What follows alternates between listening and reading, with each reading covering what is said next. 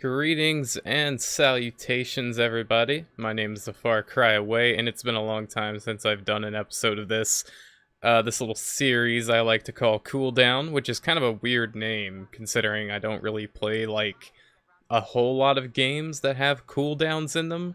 So I don't know if it's, like, a good series name, but fuck it, we're gonna roll with it. So, welcome to episode whatever of COOLDOWN. I've actually lost track. I think this is either episode 5 or 6. Or 4. Or 3. Point is, you're here, I'm here, and we can talk about video games, oh boy. Not like there's not 100 other podcasts that you could listen to, and not my shitty one-man gig here, but you're here, and that's what's important. And I'm going to try to keep your attention, because our generation is very quick to click off of videos if we don't entice them with things like flashy colors or loud noises. And I don't know what this tangent is about. I think I have some sort of deep-rooted anger towards the generation I'm currently a part of. I don't know. Okay, I'm just here to talk about video games, that's all. Alright? Enough. Actually, I guess if there's any place where I can have a tangent, it would be on this podcast, because I need to fill time. So, yeah. So, welcome back, everyone. I missed you guys, unless you've been watching my videos as of late, so I guess in that case you haven't really missed much. Point is, you're here, again. That is the point. I really need to start bringing up, like, a topic sheet. Like, I need to write down my topics again, because, I didn't do that this time, and so things are just going to be coming to me, off the top of my head, which means this is going to be an all-over-the-place video. So if you're okay with a little bit of rambling, stick around. If you're not, I would say this video is not for you. You should probably abort the video. But if you're okay with listening to a madman, yeah, here we go. So, I was watching some Destiny 2 beta gameplay recently, and Destiny 2 is a game that definitely has my attention due to the fact that it's now a PC game, glorious master race game. Kind of sucks that they never brought the first game over. You would think that they would, like, make a port of that to kind of get more attention for 2. Maybe they'll do that in the future, who knows. But, yeah, I've been watching some PS4 Pro gameplay, because for some reason the PC beta doesn't start at the same time as the console one, so I'm already getting the hint that the PC version of Destiny 2 isn't going to be like the well-supported version. It's just going to be, you know, another console port, which is not great, but at the same time, it's better than nothing, and based on all the, you know, reporting at E3, it seems that the console, you know, the PC port of the game is going to be, you know, relatively well optimized, and that's pretty good, especially for people like me whose rigs aren't exactly, like, game killer rigs. Like, I've noticed this really weird phenomena of, for me at least, with the hardware I have, maintaining 30 FPS and going even up to, like, 4K is actually, like, maintainable on a lot of games. But if I want to stick at 60 FPS at 1080p, that becomes, like, a problem. Like, for example, I've been playing, like, Borderlands 2, and for some reason, I mean, that game is pretty well optimized. It's an Unreal Engine 3 game, but maintaining 60 FPS even on, like, medium settings at 1080p is a real chore on my system, and it's kind of all over the place. I think that might just be, like, an Unreal thing, you know, an Unreal Engine thing. Same thing with, like, Source Engine. It only utilizes so much of your CPU. Also, the game in the background is Strike Vector. Forgot to mention that. This game is, it came out, like, yesterday. It's pretty good. I got, like, the free beta, so I'm playing through, like, most of the campaign here for free. I've actually not even bought the game. Now, if I would... I love how I'm not even staying on topic. Yeah, the game's good. I would try it out. It's like $10. But yeah. So something about modern day optimization on video games. Something my PC isn't that great, but it's okay. Something 60 FPS. Yeah, I've been playing a lot of games at 30 with a controller and kind of mimicking like the console performance. So like I played Ghost through all of Ghost Recon Wildlands at like high settings with like really nice graphics, but I stuck it at 30 FPS to kind of mimic the Xbox One and PS4 version of the game because those were locked at 30, I believe. And so I felt a little bit better about playing it that way because instead of seeing it as, oh great, I just lost half of my frame rate, I saw it as this is a good opportunity to like boost the graphics significantly. And because this isn't like a PvP game, I don't feel like I'm at like a disadvantage. It was a little hard to get used to it at first, but like 30 FPS is actually, it's relatively smooth. I would consider it smooth enough for a good gaming experience if you're doing that to like compensate for an unstable frame rate. It's better to be locked at like 30 excuse me. It's better to be locked at like 30 or 35 instead of being, you know, jumping between 70 and then 45 and then 50 and then 75 and you know, like inconsistent frame rate. It almost makes me sick to look at it. So to wrap this all back to Destiny 2, I'm happy to see that the PC port of that game looks like it's going to be well optimized. I could be dead wrong, but just like from what I've seen, it seems pretty good. Hopefully the CPU core performance isn't too demanding because I have a lot of like CPU threads and but I don't really have good single core performance. So that could be a problem if the PC port relies kind of like a lot of PC ports do on like, you know, 2 or 3 of your CPU cores, but not all of them, thus spreading out the load of the game. So, yeah, Destiny 2, hopefully a good PC port. Hopefully, Jesus, I don't know. I feel bad. Like, I don't want to spend $60 on that game just to find out it doesn't run really well. I'm hoping that the beta comes to PC eventually. I think it will, and then I'll hopefully get to test it. And I might actually do like a performance test video because a lot of my like PC performance videos that I've posted on like Nier Automata and Mass Effect Andromeda, those both rhyme. They actually did pretty well because there's actually a lot of people who have the GTX 970 and AMD CPU combo like I have, and a lot of those people like me, we're pretty much sitting between a high and a mid-ranged PC, but like on certain games the setup doesn't work really well. So it's good to have like a video that goes through all of these all these next gen games or all these new AAA games and kind of gives them like, you know, a brief analysis of what's the video quality I'm going to get at what frame rate.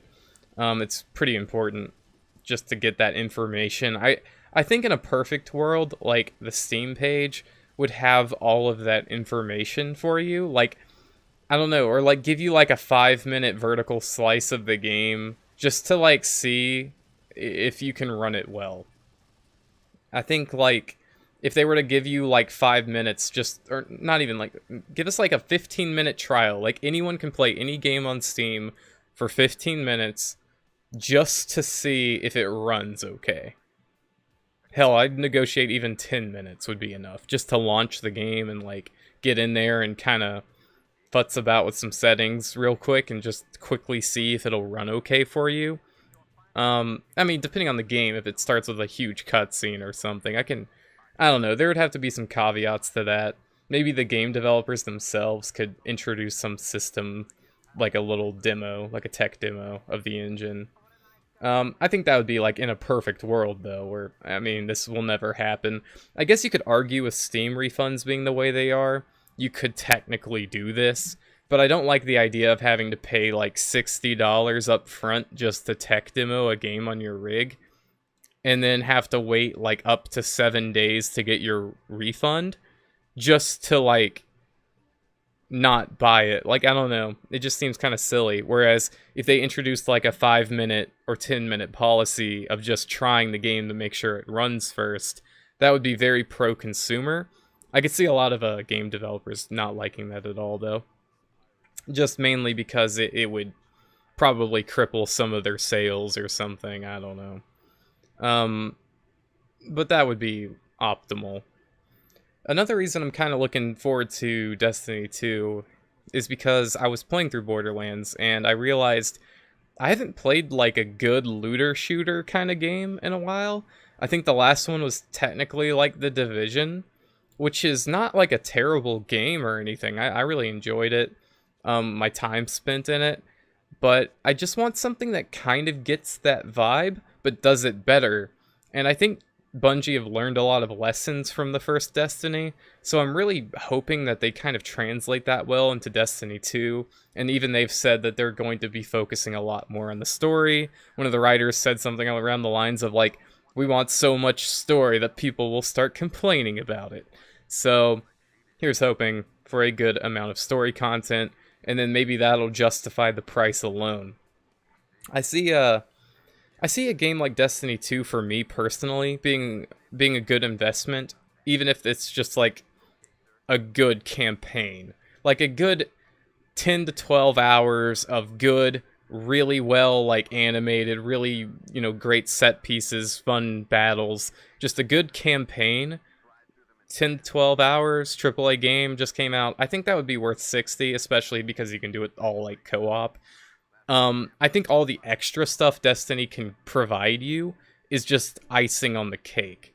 So essentially, you get your good campaign, but then you also get like so many hours of like raid content and so many hours of grinding for better weapons and so many hours of Crucible PvP.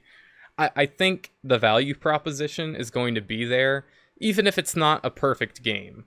And considering the fact that I never played the original Destiny, I think the proposition or the value of the game kind of goes up for me because, yeah, I didn't play and experience the first game, but that means everything in Destiny 2 is going to feel like super fresh and new.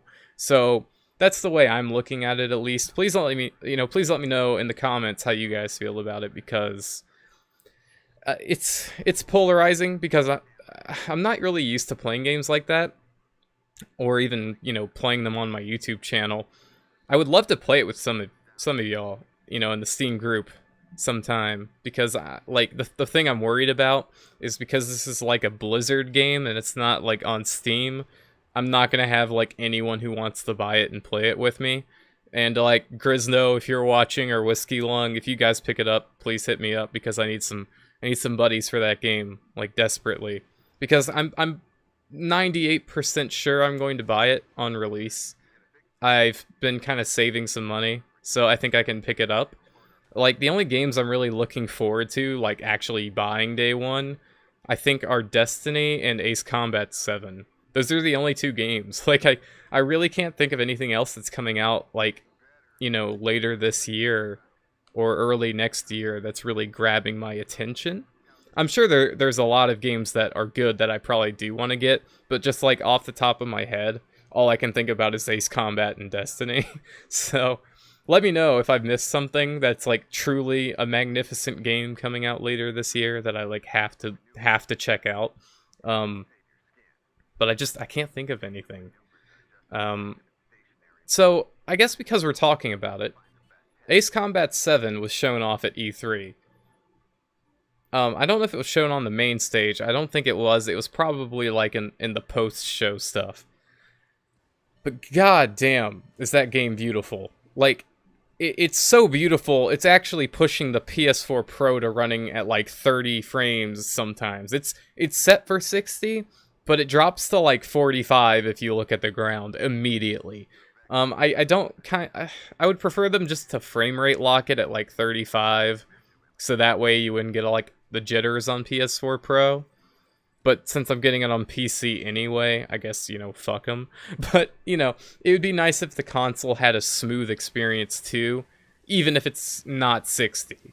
Like I love 60 FPS, don't get me wrong. I know it sounds like I don't. I think it's definitely preferable to 30, but if your game is all over the place in frame rate, why don't you just go ahead and slap like a 35 or like a 38 or 39 FPS lock? Just to give you slightly more smoothness than 30, but still keep the experience smooth. Work on frame smoothing, all that stuff. But that's not really what's like important about the game. I mean, the frame rate is pretty important considering every Ace Combat game has had 60 FPS as like a mainstay feature of the game ever since the PlayStation like 2, I think. Hell, even like I think there was a PS1 Ace Combat. I could be wrong about that, but I'm pretty sure there was. And I've become like a huge fan of Ace Combat recently. I know you guys have never heard me really talk about it on the channel. I posted one video that was Ace Combat 5 on the PCSX2 PlayStation emulator for PC, but I don't really talk about it. But I recently found out about it, and I've just been playing the shit out of 5. Like, it's such a good game. It's kind of like you have this really good jet fighter arcadey kind of game. It's not quite a sim, and it's not quite like an arcade game. It's a really like good middle ground where it feels fast and responsive, but it also can feel like you're in the cockpit and you're actually like pulling off maneuvers. So it's not like DCS World levels of like sim, nothing near that. But it's also not like this game. It's not like Strike Vector where you're just kind of zipping all over the damn place like a madman. It's right there in the middle and it feels wonderful. And I had never even really like given Ace Combat any credit my entire life. Like, I don't know why, because I'm a huge fan of the game Top Gun for the PlayStation 2. I remember my dad bought that game for me and I played it for hours and like loved it. And if I had known that Ace Combat was a thing back on the PlayStation 2, I'm telling you, I don't think I would have the same gaming tastes I have today. I think I would be way more into like jet games and like fighter aircraft games and stuff like that. Just because I think Top Gun was really good, but it was very arcadey, and it also it was lacking in a lot of ways. Like, it didn't really have like a proper campaign. I mean, it had a campaign, but it didn't have like a story kind of. And the gunplay of like, I don't know, it all felt kind of good but off. And then go play Ace Combat, and it's just like everything that made the Top Gun game good is improved like quadruple fold. You have in Ace Combat a campaign that has really good cinematics, really good characters, and like really good plot points and twists. And it's kind of like Metal Gear Solid in a weird way. Like, the way the story feels, it's like it's based in real life, but it's very fictional. So you have this like believable conflict with these believable countries and believable technology for the most part. But it's in this like kind of near future world called Strange Real, because it's, you know, it's like real, but it's strange. Ironically, it's a good name. So yeah, in the world of Strange Real, everything is kind of like our world, but different. And if you look at like a map of the geography of Strange Real, it's really interesting because you have like 3 main countries. Like, one's on the left, one's on the right, and one's in the middle. And the whole campaign of like all of the games spans between wars between these countries. And it's really interesting because when you get into like Ace Combat 5, kind of light spoilers here, but 2 countries are fighting over something that 2 other countries had going on previously. But they don't know that because spies and shit. So in spoilers there. And as you're, you know, playing the role of the fighter pilot of your country, and, you know, with your squad mates, all of this crazy political shit's going on in the background. And you're trying to piece it together mentally. I mean, some of the plot twists are kind of predictable, but you have to remember this is PlayStation 2 era writing, so it's a little predictable in some spots, but mostly it keeps you on the edge of your seat, and like you're kind of wondering what's going to happen next, and it makes you want to play each mission. By the way, these missions in Ace Combat can be really fun and addicting, and also really grueling and sometimes a little bit stacked against you, to the point where it gets a little frustrating. Granted, I think a lot of that just comes down to me being like not super great at the games, but like sometimes you just get into these air combat battles that are grueling. Like, you have to focus on like 3 objectives while fighting things, while having SAMs locking onto you, while having AAA guns light you up, while having to make sure your tank column on the ground doesn't get hit by anti-tank weapons that you need to bust with your, like, missiles. At the same time, there's bunkers, you know, holding down another tank squadron that you need to go blow up so they can progress into the base or whatever. So it's got this really cool, like, multi-phased mission thing going on where you cannot just idle fly around. There's almost zero downtime, except for in the missions where it's intentionally there to kind of provide a narrative reason or to, like, be kind of unsettling, which I really like. And to top all of this off, there's a lot of mission variety in Ace Combat 5. So I'm hoping this kind of translates to 7 as well. So not only do you have all this great plot, but, like, sometimes the missions that you get thrown into are very, like, unique and different. Sometimes you go into, like, a mission just to kind of do, like, aerial reconnaissance, but you think this will be easy, but then you realize, oh no, there's all of these anti-air radars everywhere. So you need to, like, fly at a low altitude so that these circles on your map don't fill up, because these circles of anti-air radar actually get smaller the lower altitude you go, so you're, like, scraping like a hillside to avoid detection while still trying to keep your plane trajectory eastbound so that way you can get to the objective.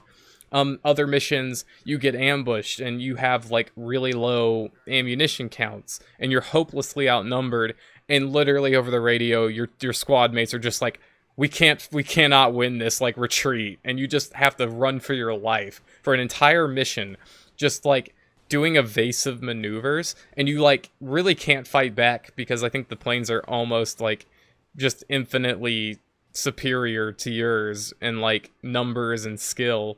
It's like the difficulty went up, like, ×2, so you're just doing, like, crazy evasive maneuvers while trying to keep your plane pointed in the right direction, kind of a common theme there. But I really like it because it provided some much needed mission variety, because admittedly, even as good as the air combat is, it can get a little bit repetitive if you do it 100 times. But yeah. So that's Ace Combat 5. Really freaking good game. Now if you go look at Ace Combat 7, it looks like it's Ace Combat 5 with, like, just far, far superior graphic fidelity. So that's already got me kind of hyped, because the feeling of the gameplay seems like it's still been completely left untouched from Ace Combat 5. Mostly. I'm sure there's some changes here and there. I mean, it's a different engine. Of course, it's going to probably feel a little bit different, but it looks to be that the gameplay is going to be mostly untouched, so that's good. But then they've added some new features. For example, there's clouds that you can fly in and out of that have various weather effects to them. And, like, for example, if you go through a cloud really fast, trying to evade enemy gunfire, you might start noticing your canopy starts to frost over, which is a real-life phenomenon. I think it's just called frosting or something. And it basically makes you unable to see anything in your cockpit because all of the water is freezing to it. And that can really fuck you up, especially if you're low altitude, because you'll just, like, smack into the ground and not even notice it. And I think things like that are cool. They also have a little bit of turbulence in some of the clouds, which could be a really interesting way of, you know, losing an enemy fighter on your tail. Hopefully they actually incorporate these kind of features into the gameplay, and it's not just there for just spectacle. I'm really hoping that these are, like, gameplay-altering little tiny changes that can add up and make Ace Combat 7 truly a unique and improved version of the game in the series. I know Ace Combat Assault Horizon was a little bit of a letdown. I never played it because it just looks not that great to me. They added that weird dogfight mode that, like, puts you into a semi-on-rails kind of thing. And it's also not in the Strange Reel universe, so it's not, like, canon with any of the games. And for me, personally, I think the main draw of Ace Combat is the storytelling and the squad mate dialogue and stuff like that. And that all kind of gets shafted in Ace Combat Assault Horizon. So I'm just praying that Ace Combat 7 comes out and is just so good with the narrative and everything going on, and the dogfights and all the squad chatter and the just everything. I hope it's just the best game that's ever made. And they've delayed this game like twice already. It was supposed to come out late this year, but it's coming out early next year. And for me, honestly, this game, like, I want them to take all the time they need. I still would like to see it, you know, at least Q2 next year. I mean, at most. I would love to just get my hands on it, of course. But at the same time, if they need more time to make this game excellent, I say they should go for it and take all the time they need. Because if Ace Combat 5 is as old as it is, and it's a masterpiece, and it's still fun to this day, and got, like, a guy who totally didn't know anything about Ace Combat into the series, imagine Ace Combat 7 that's retaining pretty much all of the things that look to have made Ace Combat 5 such a masterpiece, but it's just doing it with, like, prettier graphics and more gameplay. And that's got me hyped. And if they're adding an online mode, I don't know. I hope they are, because Ace Combat Infinity is like a free-to-play online PS3 game you can get that has like a bunch of cool planes and missions in it. And if they do kind of like a similar thing in Ace Combat 7, and they have like an Ace Combat Infinity version of like multiplayer in it, this game's going to have like a shit ton of replayability. Now, don't take my word for that. It could be completely false. I have no idea. That's just this, you know, that would just be my like personal, that would be cool thing, would be if they added like proper multiplayer support to the game to give it just that extra bit of replayability. And man, I'm hyped. That's all I can say. And I've been talking for 26 and a half minutes straight. Jesus, that would explain why it's so hard to talk. I'm not used to doing this. I don't know how Total Biscuit does this all the time in his videos. Granted, I think he does cuts. I don't do cuts in COOLDOWN. I think I did in like the first episode or two, but I got too lazy to render these, and these are all just kind of live now. So what I say goes, and that's why I'm rambling a bunch. And yeah, hope you guys have enjoyed this video. I'm gonna go ahead and end it here. It's been a good time talking with you all, and I hopefully will keep doing the COOLDOWN podcast. It's pretty fun for me, and maybe we'll get some guests on here one day. This podcast is highly inspired by Zybek's podcast called Hive Mind, as it's kind of like him by himself rambling about his gaming exploits and real life exploits. I haven't really gotten into anything like real life in the podcast, but that's mainly just due to the fact that like I have a pretty damn boring life at the moment. Like I don't really do much. I think I should be doing more. That's depressing to talk about, but it's true, like, you know, at the same time. But maybe we'll get into some real life topics in the future. I mean, I really, like, I can't even think about anything I'd want to talk about. Like, I was looking for something. I was trying to, like, you know, think about, like, what would be a cool thing to talk about? But it's like, okay, I go to my job. It's really boring. I come home. I play video games, and that's not boring at all. And that's kind of why I like to vent in this podcast about video games, because I know a lot about video games, but I don't really get to talk about video games a lot. Well, I do get to talk about video games a lot, but I don't get to, like, vent, like, for 30 minutes about video games to my friends, because they get really annoyed by that. Or at least I think they do. Not 100% sure about that, but I'm pretty confident in saying that I don't think my friends enjoy it when I rant about video games I like for 30 minutes to them on Skype. But that's what you guys are here for. This is a podcast for a reason. People like listening to you rant about things for 30 minutes. But yeah. Man, Strike Vector. What a cool game. Am I right? It's actually... Oh, I guess, you know what? Last thing. We'll talk about one more thing. Strike Vector here. So, like I said, I played it for like hour and a half, and played through the campaign only. I never played the multiplayer. The multiplayer could be fantastic. I don't know. But what I can say about the campaign is it's really interesting. I kind of like where the story's going, even though there's not a whole lot of story. It feels very familiar. It feels like a story I've already played through before. Like, you have these multiple warring factions. Like, one of them is like basically space pirate mercenaries, and that's who you end up joining. So you're basically a space pirate mercenary called the Horde, I think is what they're called, is the Horde. And you get assigned on all these random missions for the other two, like, or 3 or 4 factions that are fighting in the universe of this game. And that's kind of the very general consensus of the plot. And as you can see, the architecture in Strike Vector, it's pretty damn good. So this game is on Unreal Engine 4, and it runs really well. Pretty damn well optimized engine.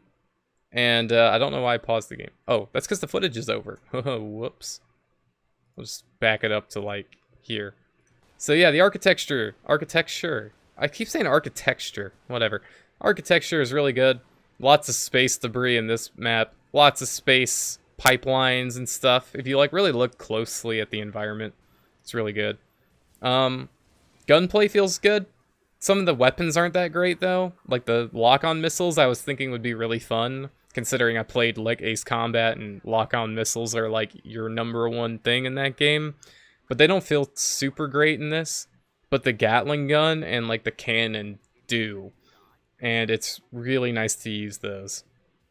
You also get these little special abilities that you can use on your Strike Vector that are, like, you know, one of them is, like, a regenerating thing. Another one is, like, a Tesla cannon that activates, like, an area of effect lightning attack.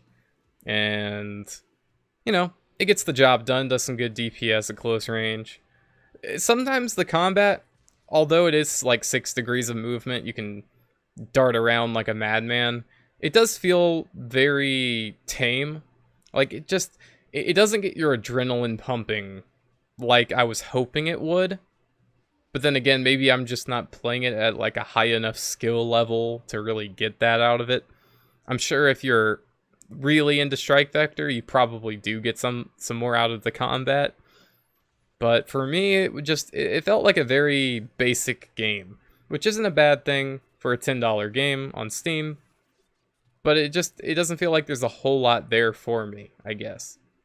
So overall consensus is it's worth a try, especially at 10, especially if you look at this gameplay and go, wow, that looks really fun. Definitely play it. It's good, and it has a good campaign and interesting stuff going on in it. But probably would avoid it if you're like me and you play Ace Combat and you just don't like the whole 6 degrees of movement thing. Especially if it doesn't, like kick you in the adrenaline balls. I don't know if that's an expression that's ever been used on this planet before. But for me, it wasn't, like, exactly what I'd like in a game, but it might be for you. That's what I'm trying to say. I guess I'm just biased against this game because I'm playing a really fun game at the moment that's a flight, you know, game. Now, if you haven't played anything like this in a long time, you're probably going to love this. And it's really smooth on mouse and keyboard. It feels really good to, like, look around and fly and all of that. So definitely give it a try and just refund, you know, if you don't like it. I think it's definitely a good game, though. Nothing really bad about it. No bugs that I've really noticed. Everything's there, you know, campaign, multiplayer. How long the multiplayer sticks around, I don't know. Or how, like, you know, how, like, big the community gets. I really don't know. So, I give it like a not like an up, like a thumbs up or a thumbs down. I'd give it like a thumbs sideways. Like, not bad, but not, like, particularly amazing. But if you're into these kind of things, definitely check it out. So that was my really shitty review on Strike Vector. Good thing I slapped that in this podcast and didn't try to make a video out of it, because that would have been awful. Do like the lock-on sounds. Alright, so that's it for the podcast, everybody. I hope you enjoyed it, and stay tuned for more in the future. And, you know, just a quick shout-out to all of you guys who actually, like, watch this all the way through. Means a lot to me. Not a whole lot of people watch my videos that aren't just straight-up Killing Floor 2 related. So the people who stop by to watch this and actually listen to all of it are the real... what do all the popular people on YouTube say? You guys are the real MVP. Yeah, that's the word I'm looking for. MVP. And type MVP in the chat if you got this far. So, thank you, and I'll see you next time.